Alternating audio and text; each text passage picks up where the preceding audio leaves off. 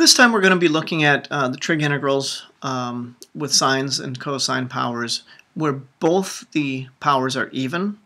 So the odd powers are easier than dealing with the evens. We actually have to use half-angle formulas, and if you want to pause, you can take a quick look at this. The half-angle formulas you can look up online or a trig book. They come from the double angle formula for cosine. So this is your standard cosine of 2x is cosine squared of x minus sine squared of x, which if you use the Pythagorean identity, you could replace cosine squared with 1 minus sine squared to get the top equation here. Or if you use the Pythagorean identity to replace sine squared with 1 minus cosine squared, you get this one. Okay, so these are really just two other ways of writing this double angle formula. And then if we take the top one and solve it for sine squared, you get this top half angle formula. And in a similar manner, if you solve this second one here for cosine squared, you get that one. So really, ultimately, we're interested in these two half angle formulas, as they're called. Okay. Again, you could just look these up. They are going to be ones that you're going to want to know. So they're only going to be needed when you're trying to integrate something with sines and cosines when the powers are both even. Okay, so you can't do what we did with the odd power. So let's take a look, for example, here. In this case, if we're looking at integrating sine squared of x cosine to the fourth of x, both even powers. So what we're going to do is we're going to replace sine squared with this top equation, as I mentioned here. So the sine squared up here is going to replace the entire sine squared of x here.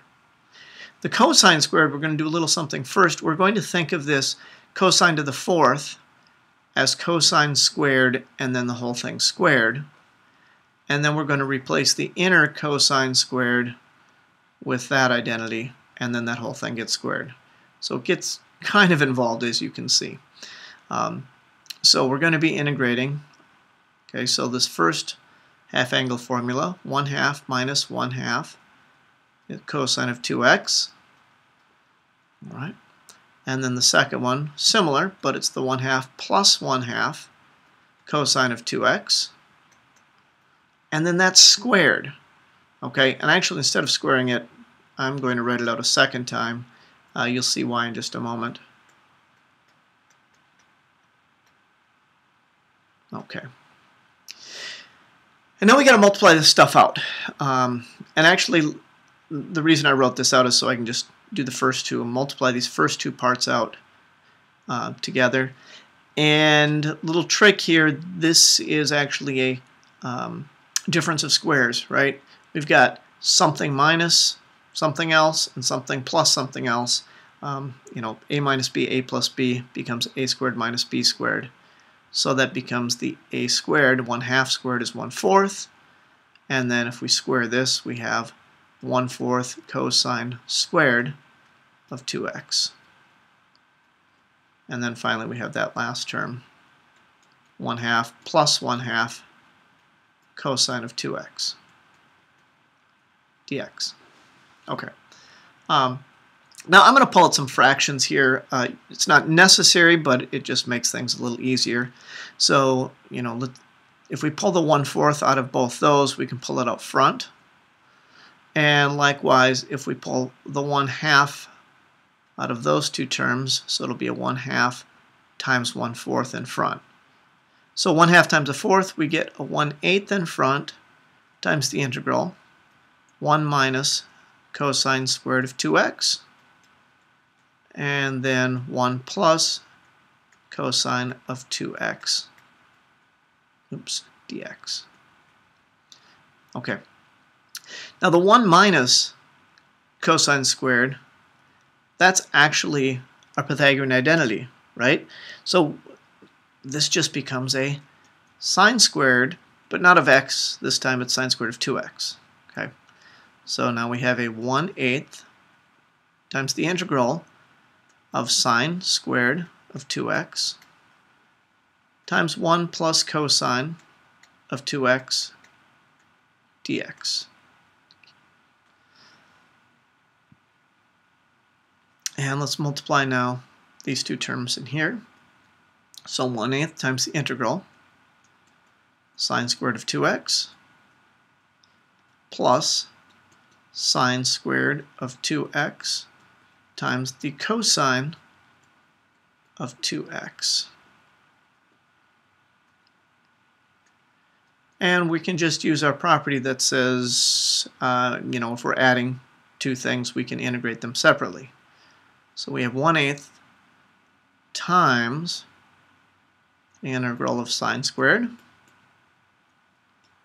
right? And plus the integral of sine squared of 2x times cosine of 2x. You may be wondering, well, why did I bother doing that? It's just a little easier to handle these this way.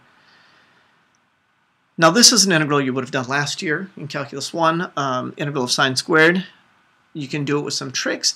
I'm actually going to do it a little differently. I'm going to go back and use our half angle formula again that we had up here that says, hey, sine squared is 1/2 minus 1/2 cosine. But one thing that we've got to be careful of, it's not just sine squared of x. We have now sine squared of 2x, so that'll make a cosine of 4x. Okay, so this is going to replace that first integral we have. Okay, so that'll be a 1/8 quantity, the integral of 1/2 minus 1/2 cosine of 4x dx. Now for the second integral, this now is an integral with an even power of the sine, but an odd power of the cosine. And remember what we can do when we have an odd power. We can do a substitution. We need a singleton. We already have it. So I'm going to make our substitution to be, just for the second integral, WB sine of 2x. Notice I'm using 2x here. Then the dw is going to be the derivative of that, which is cosine of 2x, times the derivative of the inside, which is 2 dx. So this cosine of 2x dx is really close to that. We just have a times 2 here. Well, we can move that to the other side and make it a half. So now this stuff ends up being 1/2 dw. Okay, so now let's rewrite our second integral here. So we now have the integral of sine squared, which is now w squared, and then this second piece becomes a 1/2 dw. Let's pull the 1/2 in front, 1/2 dw.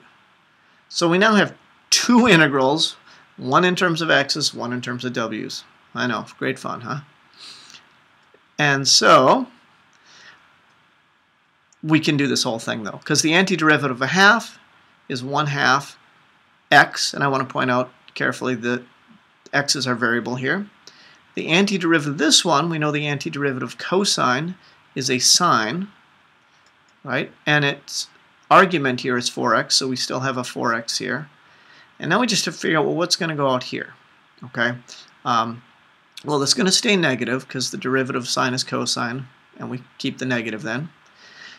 We know if we take the derivative of sine of 4x, it'll be times 4, and we need a half out front. So what we'll do that? A 1/8 times 4 gives us a half. So that's the antiderivative of that first one.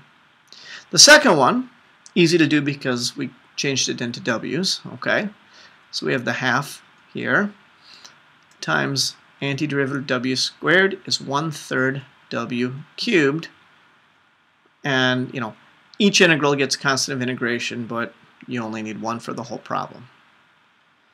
Okay, and so finally, I've got to change the w back in here. So I'm just putting this other stuff in. And so we have a 1/2 times 1/3. Let's say 1/6. And then the w was really a sine of 2x. And the w is squared, so this, I'm sorry, cubed. So the sine's cubed there as well. And plus c. And we could, multiply the 8 through, but that's it. Looks crazy, not easy. but that's how we deal with the even powers. You're going to prefer the odd powers, but that's what we're stuck with the even ones.